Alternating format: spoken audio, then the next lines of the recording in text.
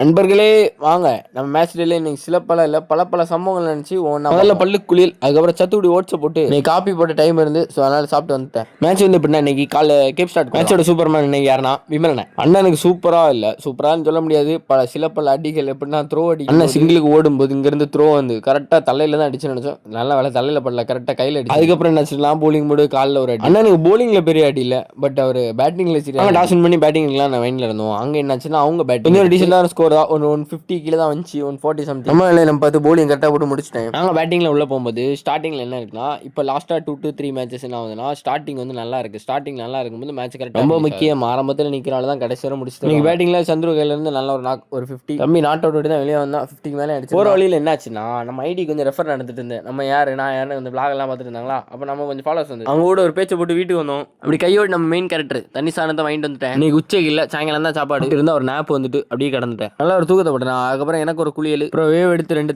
தட்டி உள்ள தள்ளிட்டேன். பீனட் காலி ஆச்சு, நான் ரீஸ்டோர் பண்ணணும். ஸோ வாங்கிட்டு வந்தேன்னா தோலை கொஞ்சம் ரிமூவ் பண்ணணுமா, செஞ்சுட்டு நான் ஊதுனேன்னா அதுக்கப்புறம் எனக்கு சாப்பாடு இல்லை, வீட்டில் ஃபுல்லாக குப்பையாக இருந்த இடம். தோலெல்லாம் ரிமூவ் பண்ணிட்டா இதான் இப்போதைக்கு ஃபைனல் ரிசல்ட். முடிச்சு டப்பாவில் தட்டி ஆத்திட்டப்பா. இதுக்கப்புறம் ஒரு வேலை இருக்குது. என்னன்னா இன்னைக்கு வீட்டில் யாருமே இல்லை, நான் தான் எல்லாம் செய்யணும். இந்த வேலை தான் நம்ம கொஞ்சம் சிற பிடிச்ச வேலை, பாத்திரங்கள் இது என்னன்னா செஞ்சே கொஞ்சம் நாட்கள் கொஞ்சம் இல்லை ரொம்ப வருஷங்கள் ஆகுது. நான் சாப்பிட்டா கரெக்டாக வச்சிருவேன், பட் ஆனால் அங்கே எங்கே ஸ்ப்ரெட் ஆகிருக்கிறது பார்க்க மாட்டேன் பெருசா. இன்னைக்கு வீட்டில் யாருமே இல்லை, ஸோ அதை நம்ம தான் பார்த்து ஆகணும். அதனால் நான் முடிச்சுட்டு அந்த வேலை சாப்பாடு போட்டு டே முடிச்சிட்டேன்.